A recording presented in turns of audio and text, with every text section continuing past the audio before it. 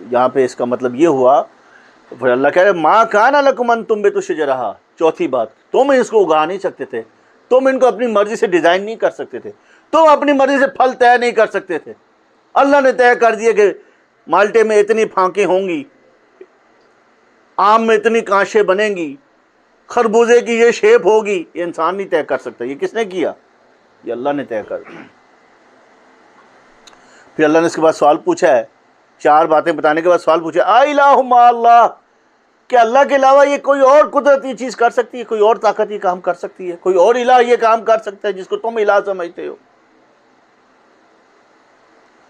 پھر اللہ کہہ رہا ہے بل ہم قوم یعدلون، اگر کوئی ایسا سوچ رہا ہے نا تو وہ حد سے گزرا ہوا ہے، وہ آنکھوں سے دیکھ کر بھی اندھا بنا ہوا ہے۔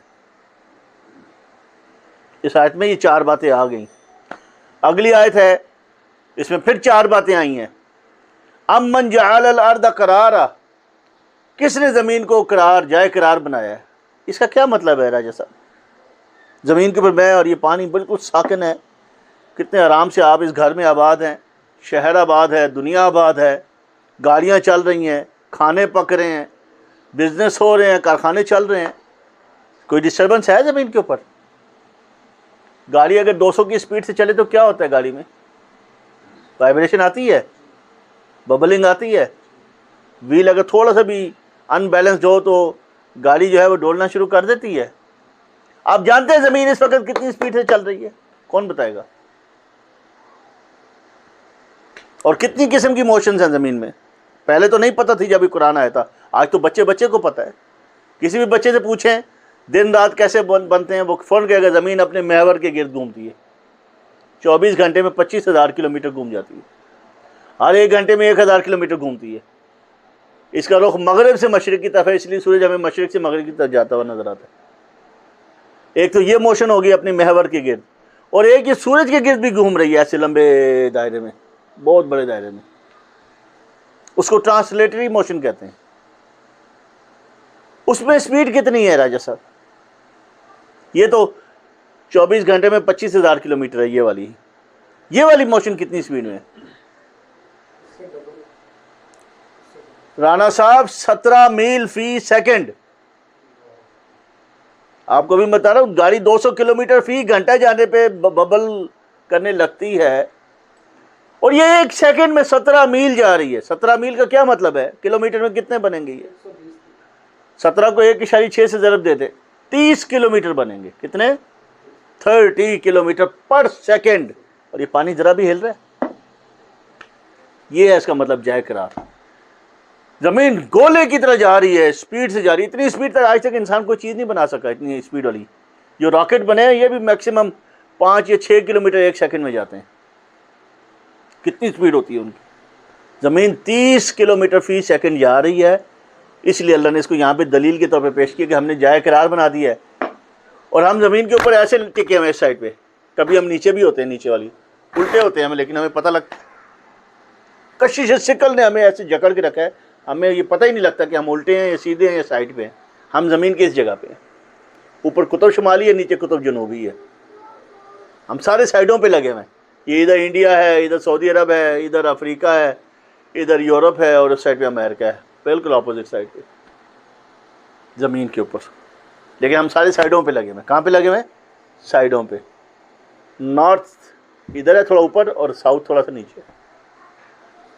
یہ کس نے بنایا کہ ہمیں پتہ ہی نہیں چلتا، ہمارے سارے کام چل رہے ہیں، ہر چیز رواں دواں ہے۔ یہ کس نے کیا ہے؟ زمین اتنی سپیڈ سے جا رہی ہے، ہوا کی رگڑ سے جل جانا چاہیے ہر چیز کو، لیکن اوپر سے جو شہاب ثاقب آتے ہیں، اللہ نے زمین کے گرد ایک بہت بڑا غلاف بنا دیا ہوا کا، کرہ ہوائی کہتے ہیں اس کو۔ 200 کلومیٹر اوپر تک زمین کی چاروں طرف اللہ نے وہ غلاف بنایا ہوا ہے، کوئی چیز انٹر ہوتی ہے اس کے رگڑ سے وہ جل جاتی ہے، زمین تک پہنچتی نہیں ہے۔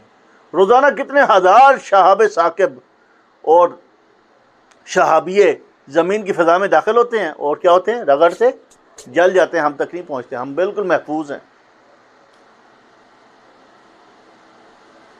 یہ اللہ نے 1400 سال پہلے یہ جملہ نازل کیا ہے، اس وقت شاید لوگوں کو نہیں پتہ تھی اتنی تفصیل، آج تو بچے بچے کو پتہ ہے۔ یہ ہے جائے قرار۔ پھر اللہ نے اس آیت میں دوسری بات کی وجعل خلالها انہارا، اس میں جا بجا دریا بہا دیے. زمین ایسے ہے سارے دریا شمال سے جنوب کی طرف جا رہے ہیں، شمال سے جنوب کی طرف شمال سے جنوب کی طرف جا رہے ہیں. لاہور کون سے دریا کے کنارے آباد ہے؟ راوی. ڈیرہ غازی خان کون سے دریا کے اوپر آباد ہے؟ دریائے سندھ کے اوپر. قاہرہ کون سے دریا کے کنارے آباد ہے؟ دریائے نیل کے کنارے. ماسکو کون سے دریا کے کنارے آباد ہے؟ والگا. لندن کون سے دریا کے کنارے آباد ہے؟ ٹیمز کے کنارے. پیرس رائن، دریائے رائن کے کنارے آباد ہے. یورپ میں ایک دریا ہے جس کا نام دانیوب ہے، جو آپ دانیوب مارکیٹ میں جاتے ہیں نا، دانیوب اس کا نام ہے دریا کا. 8 ملکوں سے وہ گزرتا ہے، 25 بڑے شہر اس کے اوپر آباد ہیں. اس بات کو سمجھے کہ اللہ نے دریاؤں کو یہاں پہ کیوں مینشن کیا ہے، کہ انسانیت جہاں پر بھی آباد ہوئی ہے وہ کس کے کنارے آباد ہوئی ہے؟ دریا کے کنارے. آگرہ لے لیں، کلکتہ لے لیں، ڈھاکہ لے لیں، حیدرآباد لے لیں، کوٹھری لے لیں، سکھل لے لیں، یہ سارے دریاؤں کے کنارے بڑے بڑے شہر آباد ہوئے میٹھے پانی کی وجہ سے. کس وجہ سے؟ میٹھے پانی کا ذریعہ ہے دریا. اللہ جو پانی اوپر سے نازل کرتا ہے وہ دریاؤں میں چلتا ہے، انسان اس کے کنارے آباد ہو کے اپنے آپ کو زندہ رکھتا ہے. اس کو اللہ نے دلیل کے طور پہ پیش کیا کہ میں نے یہ انتظام کر دیا ہے، اس دنیا میں انسانوں کے آباد ہونے کا میں نے انتظام کیا ہوا ہے تاکہ انسان مر نہ جائے پیاس سے. پانی زندگی ہے، پانی زندگی ہے. یہ کوئی نہیں کر سکتا. یہ دریا کس نے بہا دیے؟ ایک دریا سے دوسرا دریا، بڑے دریا سے چھوٹے دریا نکلتے ہیں. پوری زمین کو اللہ نے نیٹ ورک کے ذریعے سیراب رکھا ہوا ہے. تیسرا نقطہ اس میں ہے وَجَعَلَ لَهَا رَوَاسِي، زمین پر اللہ نے پہاڑوں کو میخوں کی طرح گاڑا ہے. رواسی، میخوں کی طرح گاڑ دیا. یہ ایسی بات نہیں ہے کہ جس کو ہم سمجھ نہ سکیں. شاید اس وقت سائنس نے اتنی ترقی نہیں کی تھی، لوگوں کو سمجھ نہیں، لیکن آج تو پتہ لگ گیا اس کا. ویل بیلنسنگ کا کیا مطلب ہے بتا دیں. گاڑی کا پہیہ جب اس کا سینٹر آؤٹ ہو جاتا ہے وہ گاڑی کو ڈسٹرب کرتا ہے اور اس کی وجہ سے پوری گاڑی میں ببلنگ آ جاتی ہے، وائبریشن آتی ہے. تو پھر کیا کرتے ہیں، اس کو اپنے ایکسل کے گرد سیدھا گھمانے کے لیے جہاں جہاں پر اس کا ویٹ کم ہوتا ہے اور اس کی موشن میں وائبریشن والی چیزیں آتی ہیں تو اس جگہ پہ ویٹ لگا دیتے ہیں تھوڑا سا، تاکہ وہ اس کی زیرو ایرر کے ساتھ موشن ہو، وہ اپنے ایکسل کے گرد بغیر کسی ڈیویشن کے موو کرے. تو اس کو ویل بیلنسنگ کہتے ہیں، جہاں ویٹ لگاتا ہے. زمین اتنی سپیڈ سے جا رہی ہے 30 کلومیٹر پر سیکنڈ، یہ ڈول نہ جائے، یہ الٹ نہ جائے، یہ وائبریٹ نہ ہونی شروع ہو جائے. اللہ نے اس کے اوپر کیا گاڑے ہیں؟ ہاں، یہ ہے اس کا مقصد. ہمالیہ رینج 3000 کلومیٹر لمبا پہاڑ ہے. ہمالیہ ایشیا میں اس کو 2 حصوں میں تقسیم کر دیا. نیچے ہم ہیں، اوپر چائنا ہے اور منگولیا ہے اور روس ہے. آسٹریلیا میں چلے گئے تو اللہ نے آسٹریلیا کے شمال میں 3000 کلومیٹر لمبا پہاڑ کھڑا کر دیا پورے مشرقی ساحل کے اوپر. اس کا نام ہے گریٹ ڈیوائڈنگ رینج. یورپ میں چلے جائیں تو یورپ میں سب سے بڑے پہاڑ کا کیا نام ہے، جس کے نیچے سوئٹزرلینڈ ہے اور اوپر والی سائڈ میں جرمنی ہے. شمال میں جرمنی ہے، جنوب میں اٹلی ہے، سوئٹزرلینڈ ہے، آسٹریا ہے، رومانیہ ہے، بلغاریہ ہے، سسلی ہے. اس کا نام ہے ایلپس، ماؤنٹ ایلپس. یورپ کو 2 حصوں میں تقسیم کر دی. امریکہ کو 2 حصوں میں تقسیم کیا ہوا ہے ایک پہاڑ نے. اس پہاڑ کا کیا نام ہے؟ راکی ماؤنٹینز. راکی ماؤنٹینز. افریقہ میں صحرائے اعظم ہے. کون سا؟ سب سے بڑا صحرا جو ہے وہ کہاں پہ ہے؟ جس کو سہارا ڈیزرٹ کہتے ہیں. کیا کہتے ہیں؟ اس کے شمال میں وہ پہاڑ ہے جس نے بحر روم کی ساری ہواؤں کو روک لیتا ہے، وہ جس کے سے وہاں بارش نہیں ہوتی. اس پہاڑ کا نام ہے ماؤنٹ ایٹلس. ایٹلس جس کو کہتے ہیں نا، ہاں، یہ ایٹلس اس پہاڑ کا نام ہے. بہت بڑا پہاڑ ہے. اس کا نام ایٹلس کا مطلب ہی بہت بڑا.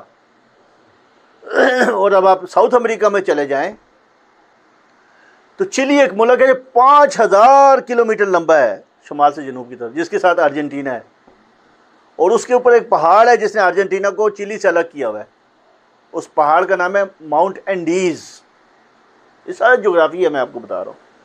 یہ اس وقت ہمیں نہیں سمجھ آتی تھی، اب قرآن کی آیت پڑھ کے سمجھ آئیے کہ اللہ نے یہ جو مختلف بر اعظموں میں یہ سلسلے اور یہ پہاڑ کھڑے کر دیے ہیں، ان کا مقصد صرف کیا ہے؟ ویل بیلنسنگ کا اس کا مقصد ہے۔ ایک ہی جگہ پہ سارے اکٹھے نہیں کیے، اور ایسا بھی نہیں کہ زمین پہ کوئی پہاڑ نہیں ہے، اللہ نے مختلف جگہوں پہ لگائے ہیں تاکہ زمین اپنی موشن کو قائم رکھ سکے۔ 3 باتیں ہو گئی۔ اس آیت میں چوتھی بات ہے وَجَعَلَ بَيْنَ الْبَحْرَيْنِ حَاجِزًا، جعل بین البحرین، 2 بحروں کے درمیان، 2 سمندروں کے درمیان حاجز لگا دیا، روک لگا دی۔ اٹا کا پل کس کس نے دیکھا آپ میں سے؟ اگر آپ پنڈی سے پشاور جائیں تو اٹک کے پل سے کون کون گزرا ہے؟ اٹک کا پل جب شروع ہوتا ہے تو دائیں طرف سے دریائے سندھ آتا ہے، ترویلا کے نیچے، ترویلا سے اترتا ہے اور دریائے سندھ آتا ہے، نیلا پانی ہے، اور سامنے سے دریائے کابل آتا ہے، اور اٹک کے پل کے رائٹ سائڈ پہ وہ دونوں مل جاتے ہیں، اور اٹک کے پل سے دونوں نیچے اکٹھے ہو کے گزر رہے ہوتے ہیں۔ ادھر سے نیلا پانی، ادھر سے گدلا پانی، دونوں ساتھ ساتھ چلتے ہیں، ملتے نہیں ہیں، مکس نہیں ہوتے۔ تو 10-12 کلومیٹر نیچے جا کے، جنوب میں جا کے پھر وہ ملتے ہیں۔ تو کس نے ان دریاؤں کے پانی کو ملنے سے روکا، حالانکہ دونوں پانی ہیں؟ اور کیا وجہ ہو سکتی ہے یہ ملتے کیوں نہیں ہیں؟ بالکل آپ دیکھیں گے غور سے، اگر آپ گاڑی سے بھی سر نکال کے باہر دیکھیں آپ کو نظر آئے گا 2 قسم کے پانی۔ اس لیے کہ وہ جو آبی مخلوق ہے وہاں پہ، جو میٹھے پانی کی مخلوق ہے، نیلے پانی کی، صاف پانی کی مخلوق ہے وہ، اور جو گدلے پانی کی مخلوق، دونوں مر نہ جائیں، پودے ڈسٹرب نہ ہو جائیں، اس لیے اللہ تعالیٰ نے ان کو ایسے طریقے سے رکھا ہوا ہے کہ آہستہ آہستہ آہستہ وہ آگے جا کے ملیں گے، ایک دم نہیں ملیں گے۔ ڈینسٹیز کا ڈفرینس ہے، ملنے نہیں دیتا اللہ۔ اور آپ حیران ہو جائیں گے، ایک سعودی عرب کے ایک شہر کا نام ہے ینبو البحر۔ کس نے سنا ہوا یہ نام؟ آپ تو صرف ینبو کہتے ہیں نا، لیکن 3 قسم کے ینبو ہیں، ایک ہے ینبو البحر، ینبو النخیل اور ینبو الصناعیہ۔ ینبو النخیل کا مطلب ہے باغوں کے اندر چشمہ، اور ینبو البحر کا کیا مطلب ہے؟ بحر کے اندر چشمہ، میٹھے پانی کا۔ تو میں آپ کے سامنے جو نقطہ بیان کرنے کی کوشش کر رہا ہوں وہ یہ کہ عرب جانتے تھے سمندر کے اندر بھی میٹھے پانی کا سوتا ہوتا ہے، آس پاس پورا کھارا پانی ہے، بیچ میں سے کیا ہو رہا ہے؟ میٹھا پانی کا سوتا نیچے سے آ رہا ہے، اور وہ ان کو پتہ تھا، وہ اس جگہ پہ جا کے ڈول ڈال کے پانی لے لیتے۔ کس نے ان دونوں پانی کو مکس ہونے سے روکا ہوا ہے؟ میں یہ سوال میرا یہ ہے، میٹھا پانی میٹھا ہے اور کھارا پانی اس کے آس پاس ہے، ملتے نہیں ہیں۔ اور صرف یہی نہیں رانا صاحب، سمندر کے اندر باقاعدہ مختلف ڈیپتھ پہ لہریں چلتی ہیں۔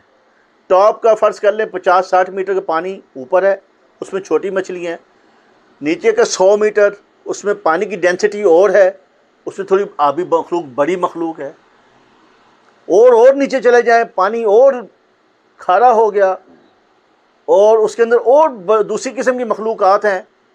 یہ تینوں لیئرز اسی طرح بحال رہتی ہیں، اور یہ پانی کی اندر ہی لہر چلتی ہے، 60 میٹر والی لیئر کو چھوڑ کے نیچے والی لیئر موو کرتی رہے گی، لیکن یہ اوپر والا پانی مکس نہیں ہوگا اس کے ساتھ۔ اس کو کرنٹ کہتے ہیں، سی کرنٹس کہتے ہیں۔ یہ پورے، اگر آپ جغرافی کے نقشے کو دیکھیں، نقشوں میں انہوں نے دکھایا ہوا ہے کہ سمندر کے اندر یہ اس ڈائریکشن میں لہریں چل رہی ہیں، اس ڈائریکشن میں لہریں چل رہی ہیں، پورے سمندروں کے پانی آپس میں مکس ہو رہے ہیں۔ 6-7 دن کے بعد پورے سمندر کے پانی ایک جگہ سے دوسری جگہ شفٹ ہو جاتے ہیں۔ لیکن جو مخلوق جس لیول پہ اللہ نے رکھی ہے، کم ڈینسٹی والی، تھوڑی زیادہ ڈینسٹی، وہ بالکل اسی طرح بحال ہے، ان کی زندگی پہ کوئی فرق نہیں پڑتا، وہ اس ڈینسٹی میں رہتی ہیں جو ڈینسٹی ان کو چاہیے۔ تو کس نے یہ بغیر حد، بغیر بارڈر کے حدیں لگائی ہیں؟ یہ سوال ہے یہاں پہ۔ 2 بحروں کے درمیان، 2 سمندروں کے درمیان اللہ نے رکاوٹ ڈال دی ہے، نظر نہیں آتی لیکن وہ رکاوٹ مستقل ہے، اور اس کی وجہ سے کیا ہوتا ہے؟ آبی مخلوق اپنے ماحول میں زندگی گزارتی ہے، کوئی مخلوق دوسرے مخلوق سے ٹکراتی نہیں ہے، پانی جو ہے وہ ایک دوسری جگہ سے، ایک دوسری ڈینسٹی میں مکس ہو کے مخلوقات کو ہلاک نہیں کرتا۔ سسٹم اللہ نے بنایا کہ ہر لیئر میں جو مخلوق ہے وہ زندہ رہے۔ یہ 4 باتیں اس میں ہیں، 4 باتیں پہلی آیت میں گزری، 8 باتیں ہو گئیں۔ اللہ نے اس کے بعد سوال پوچھا الہ مع اللہ، کہ اللہ کے علاوہ کوئی الہ ہے جو یہ سارے کام کر سکے؟ کون یہ کام کر رہا ہے سارے؟